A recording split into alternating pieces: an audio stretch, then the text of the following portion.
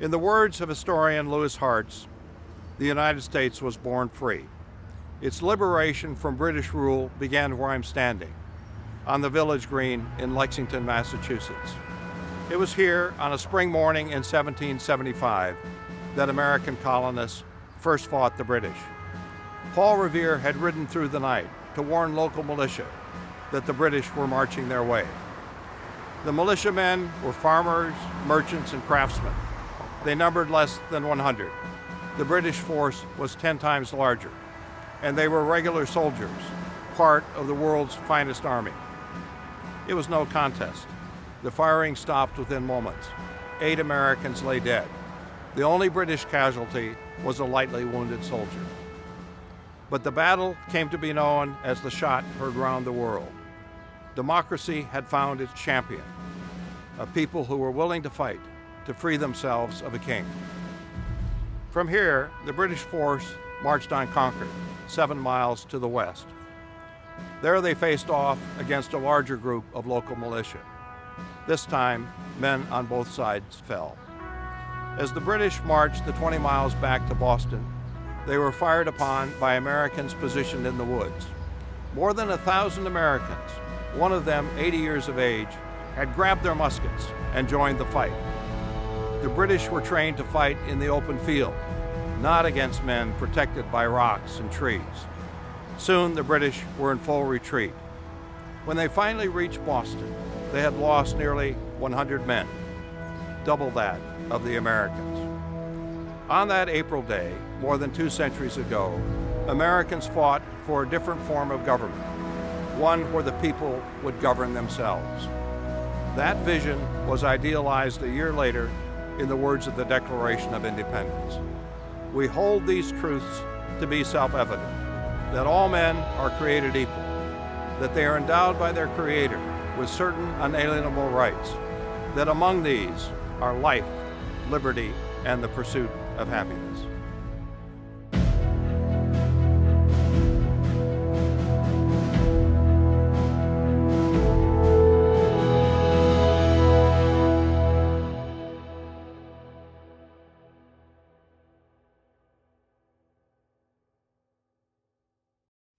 The ideas that sparked the American Revolution are today the foundation of America's political culture. Political culture is a term that refers to the deep-seated and widely shared beliefs of a people, beliefs that are so much a part of their thinking that they're almost second nature. Habits of the heart is how the French writer Alexis de Tocqueville describes such beliefs. Now, a nation's political culture gives its politics a distinctive character. Roughly half the world's nations today are classified as democracies. Yet, as a result of cultural differences, they differ markedly in how they're governed. German politics is not the same as Greek politics, any more than Japanese politics is like the politics of India. In this session, we'll examine the American political culture. We'll explore the origins and distinctiveness of Americans' political ideals. We'll talk also about the endurance and the challenges of those ideals. And then we'll conclude with examples of how these beliefs affect contemporary politics. Now, Americans' cultural beliefs originated in the nation's colonial period, which culminated in the American Revolution. The Revolution was a rejection of an old way of governing for what at the time was a radically new way. As James Madison, the nation's 4th president, said, "We were testing whether governments do better without kings than with them."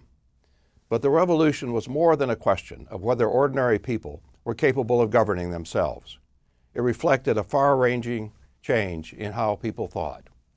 In the Europe that American settlers had left behind, power was in the hands of a small few. Hereditary kings sat atop the political ladder. Ordinary people were their subjects, possessing few opportunities and even fewer rights. It was an age-old system, and the British king tried to impose it on the American colonies. It didn't hold. The American continent was too big and too uncharted to be tightly governed. In today's high-tech world, it's hard to imagine what the settlers found upon arriving in the New World, the seemingly endless tracts of harsh and uncharted wilderness land. That untamed expanse gradually changed how people thought about themselves and about government. Why should they surrender their liberty to a king when personal freedom was as close as the next wilderness area? Why should they bow to a king when greater equality could be had by moving to the next frontier? Why should they work in the fields of a king? Why should they accept the age-old feudal system when land was freely available and could be made productive by their own hand?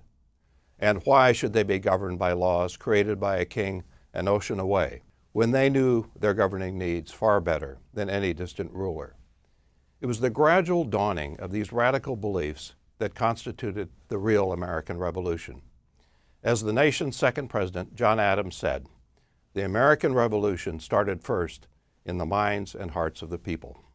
The armed revolution served to crystallize what Americans had come to believe, that they should be free, equal, self-reliant, and self-governing. Today, the beliefs nurtured during the colonial period are the cornerstone of the American political culture. They define even what it means to be an American. The people of most countries derive their identity from shared ancestry. What makes someone French or Chinese, or defines them as a Turk or a Russian? It's common ancestry. They share land and a bloodline that goes back centuries. The French have a nation that's more than 1,000 years old. The Chinese have one that's even older. It dates back more than 4,000 years. Americans are different. They don't have a common bloodline. They come from every corner of the globe: England, Mexico, Ireland, India, Vietnam, Africa, Germany, you name it. I was at a concert recently and struck up a conversation with the American next to me. As it turned out, he was born in Chad, a country in Central Africa. So what, in the absence of shared ancestry, is Americans' common bond? What do they share besides the fact they live in the same country? Writing in the late 19th century, the British historian James Bryce said that Americans' identity stems from the ideals that emerged during the colonial period. Bryce was struck by the fact that wherever he traveled in the U.S., people voiced the nation's founding ideals. At the time, the nation was still expanding westward, a frontier experience that further ingrained the beliefs that had sparked the Revolution. Even today, these ideals, liberty, equality, individualism, self-government, are central to Americans' identity. Collectively, they've been called the American Creed. They have been imprinted in Americans' minds by rituals, such as 4th of July celebrations and the reciting of the Pledge of Allegiance by Americans' children at the start of each school day.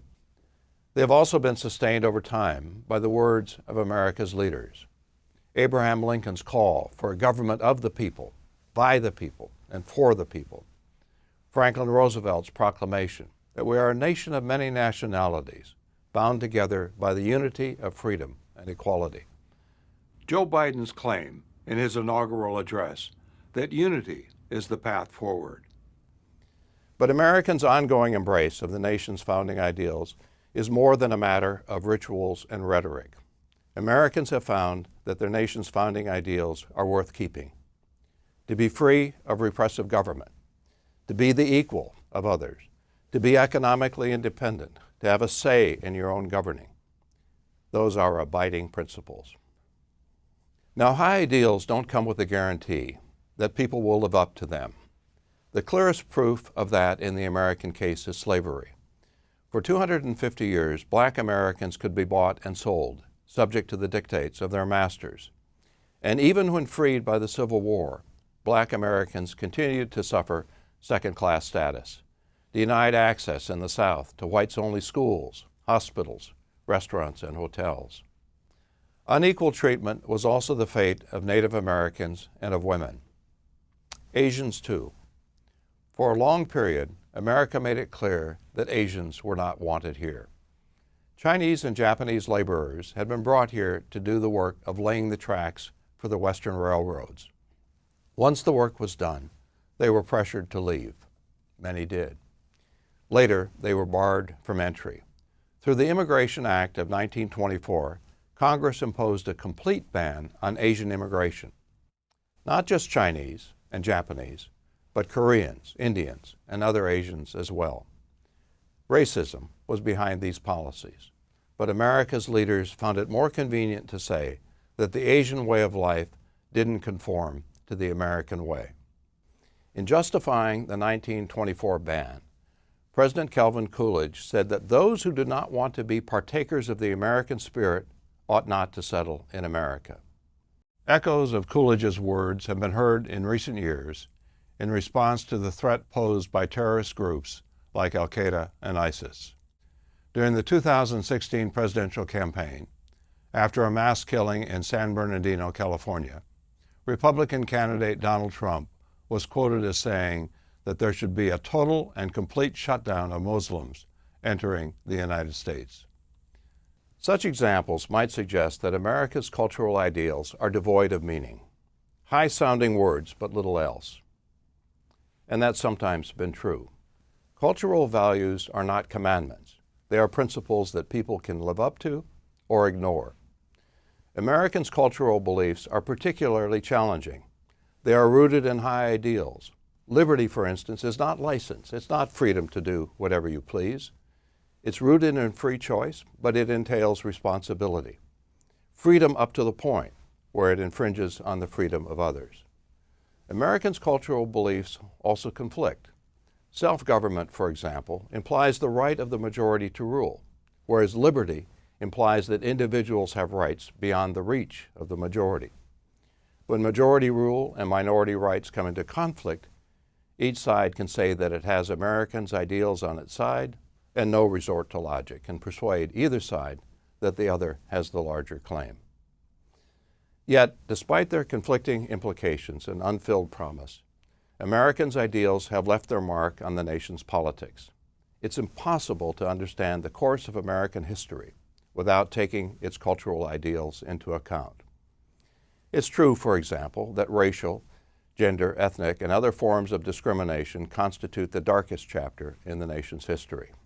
Yet it's also true that the struggle of Americans across the generations to build a more equal society is one of the nation's brightest chapters. How, other than a commitment to equality, can we explain the frequent political movements that have sought to make America a more equal place? There have been scores of such movements, including the abolitionist movement, the suffragist movement, the women's rights movement, and the contemporary gay rights movement. Particularly noteworthy is the Black civil rights movement of the 1950s and 1960s. America's mistreatment of blacks came into sharp focus with the end of World War II. Black soldiers had fought bravely to defeat Nazi racism in Europe, only to return home to racism. Black Americans began to agitate for their rights in ever more forceful ways, eventually turning to boycotts, sit-ins, rallies, marches.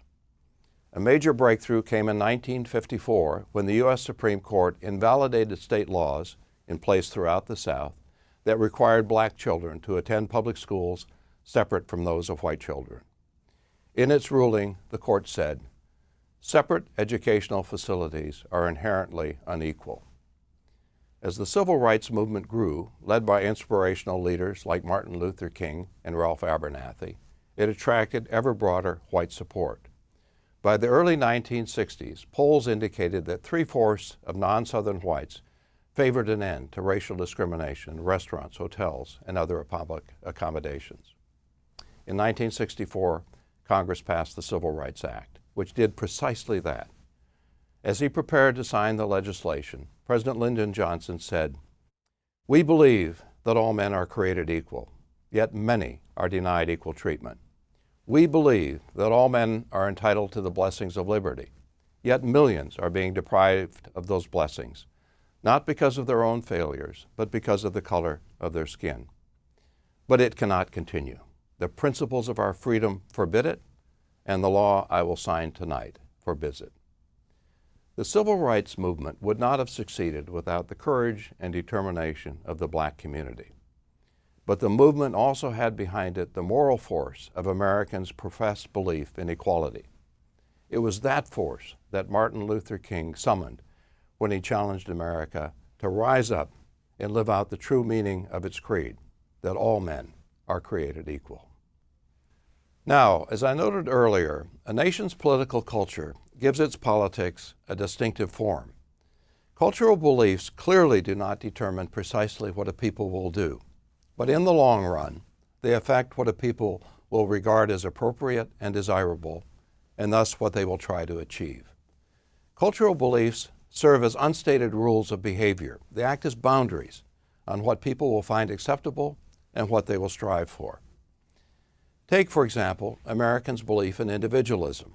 Although individualism is also a part of the political culture of European nations, it takes exaggerated form in the United States because of its unique history. Americans' heightened sense of individualism can be seen in the results of a recent cross-national survey that was conducted in 4 European countries and the United States. Respondents in each of these countries were asked, what is more important, that nobody is in need or that individuals have the freedom to pursue life's goals? As you can see from the figure, Americans responded differently to this question than did Europeans. Most of the European respondents ranked helping those in need more highly. In contrast, most American respondents placed individual freedom at the top. Not all American respondents ranked individual pursuits ahead of helping the needy, but the majority did, the reverse of the pattern for Europeans. Now, if this difference was simply one of opinion, it would be interesting, but not of great consequence. In fact, the difference has consequences.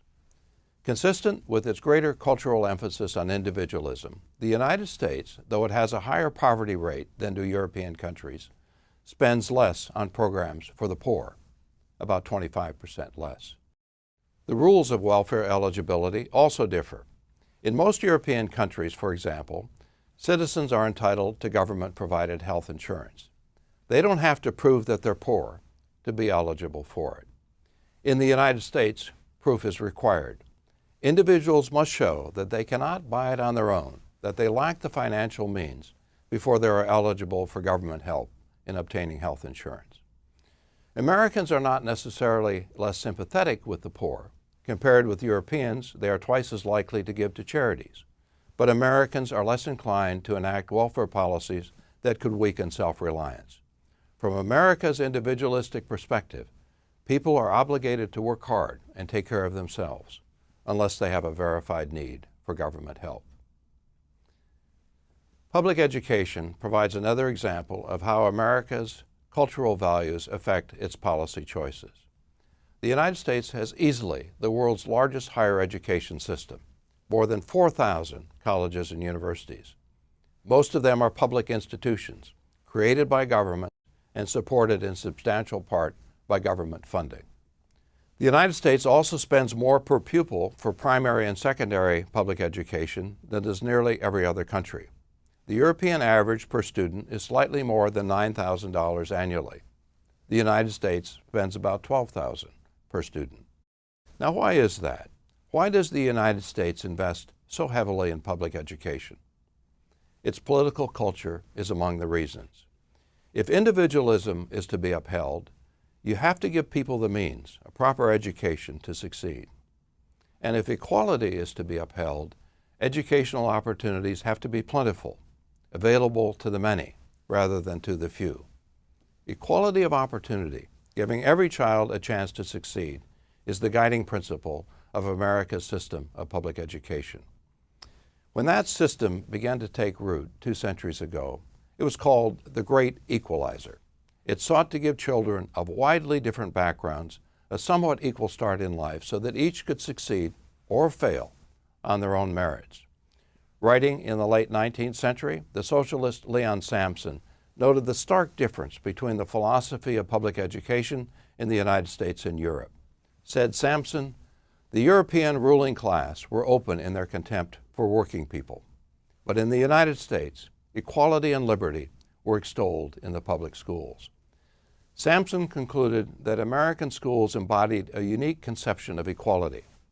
Everyone was being trained in much the same way, so that each person would at least have a chance at success. Since then, of course, European nations have broadened the reach of their education systems. Nevertheless, differences remain. In some European systems, high school students are separated into those that receive pre-college training and those that get vocational training. In contrast, most American schools offer a relatively standardized curriculum.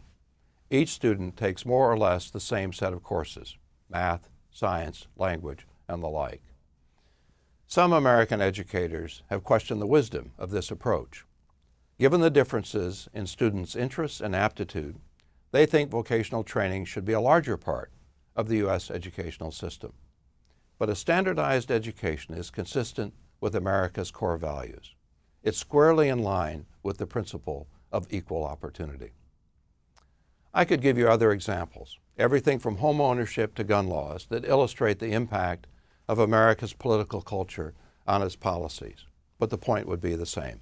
Any assessment of U.S. politics must take into account the influence of its cultural values. It's far from the only important factor, as we'll see in subsequent sessions of this course, but it's one of them. Now, before summarizing what's been said in this session, I'd like to speak briefly about the nature of politics. Political scientist Harold Laswell described politics as the struggle over who gets what, when, and how. In other words, politics is the process through which a society settles its conflicts over who gets the benefits and who pays the costs of public policy. There are two basic reasons why conflict is at the center of politics. One is scarcity. Even the richest nations do not have enough wealth to satisfy everyone's demands. That sets up conflict over how a nation's resources are distributed. Everyone wants a piece of the pie, but the pie is not big enough to give everyone what they want. Consider, for example, the difference in the quality of America's public schools. Wealthy suburban districts have better school facilities than do poor inner-city neighborhoods. The reason for this is that public schools are financed in large part at the local level. Roughly half of school funding is provided by local taxes, and wealthier communities have a stronger tax base. In an effort to improve their schools, poorer districts have pressured state governments to equalize spending across districts. This proposal has been strongly opposed by wealthier districts, which fear it will weaken their schools. Such conflicts, stemming from insufficient resources to satisfy everyone's demands, are an everyday part of politics. Nearly any time that money, status, or other type of resource is at issue, people will fight over its distribution. The second major source of conflict in society is values. More precisely, values that diverge. One person's beliefs about what's right and wrong may differ radically from another person's. When such value differences exist around an issue of policy, conflict is almost inevitable. A case in point is the abortion issue. Ever since the Supreme Court in 1973 declared that women have a right to choose abortion, the issue has been a persistent source of conflict. To some, abortion is a woman's right to choose. To others, abortion violates the rights of the unborn. These are opposing beliefs and largely incompatible. One side would ban abortion, the other would leave the choice to the woman. How do you bridge that difference? Well, you don't do it easily. Ever since the Supreme Court's 1973 ruling, abortion foes and supporters have been fighting the issue in the courts, through street demonstrations, and in the halls of Congress and state legislatures. Such conflicts are an everyday part of politics. Whenever people's values clash, each side will fight to come out on top. Now, who wins out when there is conflict over resources or values? Which side gets what it wants? The abstract answer is that the winners are those with the most political power. Power is a basic concept of politics. Political scientists define power as the ability of an actor, such as an individual, group, organization, or institution, to influence policy or control the behavior of others. Influence and control, those are the marks of power.